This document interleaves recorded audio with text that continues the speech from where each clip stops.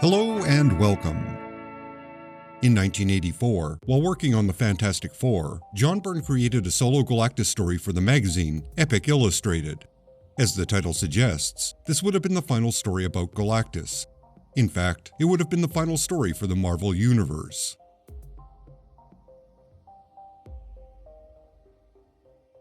The story takes place in the distant future and opens on the Herald, Nova, also known as the former human, Frankie Ray, discovering a dead civilization. Curiously, before the population vanished, they plundered the resources of their solar system to create technology to escape some unknown threat. Nova is recalled by Galactus, who informs her there are other similar, shattered galaxies in the universe. This leads them back to a planet neither have visited for millions of years, Earth. Earth is now completely changed. It has gone through a series of evolutionary upheavals, and human beings seem to be extinct. Frankie discovers a robot who's created to preserve the work of William Shakespeare. The robot itself only speaks an iambic pentameter, which is just as annoying as it sounds. This robot leads her to the ruins of a city where she hopes to discover the fate of humanity. Before Nova can investigate, she's summoned by Galactus, who has decided to consume the world. With humanity gone, his non-eating pact with humans is now void, and he can't pass up a tasty treat. As Galactus devours the world, Nova brings the Earth City on board Galactus' ship for later inspection. From there, they travel to the core of the Milky Way galaxy. It's here Galactus discovers an intentional arrangement of stars and planets. He explores further to discover these celestial bodies were moved from their original location by a being with unknown motivations. Nova is sent to the center of the Milky Way. In the darkness of the void, she locates a massive structure and calls out to Galactus. When he arrives, Galactus comes face to face with the being who is responsible for moving the planets, a Watcher. Not just any Watcher, but the one who witnessed his birth at the beginning of time. This is where it ended, on a cliffhanger that went unresolved. It's worth noting, this is prime John Byrne artwork, which was greatly assisted by the inker, Terry Austin, who always seemed to elevate Byrne's penciled artwork to another level, especially the backgrounds and architecture. Furthermore, the coloring by Glennis Ween is also top-notch. All three really put in a concerted effort, and the collaboration works very, very well. They certainly assured the artwork matched the quality usually seen in Epic Illustrated. Hi, this is Alan, the voice of Strange Brain Parts.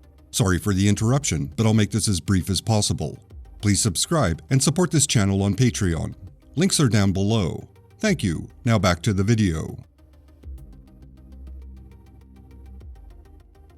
The last Galactus story ran for 9 episodes before Epic Illustrated was cancelled, leaving the story unfinished.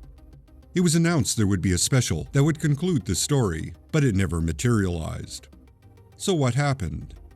While working on this story and the Fantastic Four, Byrne was also preparing a reboot of Superman for DC. According to Byrne, he had acquired permission from Marvel's publisher to work at both Marvel and DC concurrently. However, he had sidestepped the editor-in-chief, Jim Shooter, during the process, which didn't sit well with Shooter.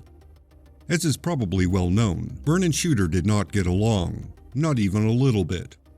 This tense working relationship began many years earlier when Byrne was working on the X-Men, specifically the classic Dark Phoenix saga. As a refresher, Jean Grey had been corrupted by the Phoenix power, in which she committed some rather terrible acts. Due to overly sensitive filters on this platform, let's just say Jean did a lot of cleaning. She liked to clean suns. She made them so spotless, they stopped having life in their solar system. Jean is then tried and found guilty of this criminal behavior. This leads her to sacrifice herself for the common good, so to speak. This was not the original ending. Originally, she was supposed to be depowered and returned to the X-Men. Shooter rejected that ending, even though it had been drawn and was ready to be published. He stated that Phoenix had to answer for the crime she committed. In response, Byrne and the writer, Chris Claremont, countered with Jean Grey sacrificing herself. This was approved by Shooter, who thought the punishment fit the crime. And so a classic surprise ending was created. This episode was apparently indicative of the interference Byrne encountered while writing and drawing the Fantastic Four. Frustrated with having his work constantly scrutinized by Shooter, Byrne decided to leave Marvel and focus on Superman. Naturally, the ending to the last Galactus story was shelved, and the announced special was never produced. After a few years of writing and drawing Superman, Byrne returned to Marvel once Shooter was fired and replaced. Unfortunately, Byrne's plans for the last Galactus story apparently no longer fit Marvel continuity, so it remained unwritten. Honestly, I'm unsure what had changed that invalidated what Byrne intended to do with Galactus. After all, the story took place millions of years in the future, during a time when all traces of humanity and superheroes seemed to be extinct. Additionally, in mainstream Marvel continuity, Nova was still the herald of Galactus. And as far as I know, Galactus' origin hadn't been revised. Not to mention, originally, it was a story for Epic Illustrated. While it was faithful to established continuity, it was clearly something set in its own bubble of Marvel reality. So any contradictions were somewhat irrelevant. To me, this justification doesn't make sense, but allegedly, that's why it wasn't completed after Byrne returned. If anyone knows why this story no longer fit Marvel continuity, leave a comment below.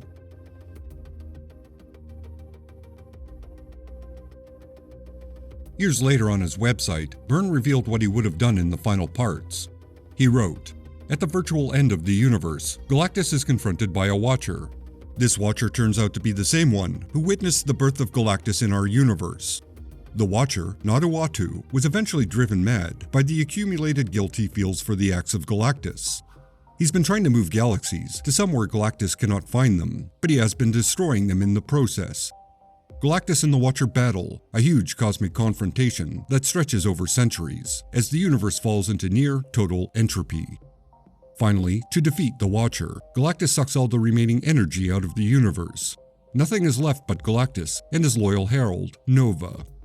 Realizing at last what his purpose is, Galactus cracks the seal on his suit, starts to remove his helmet, and in that instant, all the energy he has absorbed explodes out of him. He becomes the Big Bang of the next universe. And when the smoke clears, we see Nova has been reborn as that universe's Galactus. That's a rather appropriate good ending, in my opinion. It's a shame it never saw the light of day. It could have been used as an alternate future universe, like the New Universe, or the Ultimate Universe, with its own continuity, and Frankie Ray as a Galactus that's empathetic towards a new Earth. There was a lot of potential that, sadly, went unrealized. Apparently, Byrne wanted to adapt and integrate this ending within a Fantastic Four The End type of series. While Galactus fought the Watcher, Nova would be hurled back in time, where she enlisted the aid of the Fantastic Four. Dr. Doom tags along as they move forward to the future and help out Galactus. The universe ends, Ben and Nova wind up dead, the remaining members return to the present day, and Dr. Doom assumes the role of Galactus in a newly born Marvel universe. Not a bad interpretation, and a very suitable end, or new beginning, for Dr. Doom, who would have finally achieved godlike status. Once again, I could not determine why this was never published. In the end, the last Galactus story is a classic example of an unfinished project that deserved a better fate.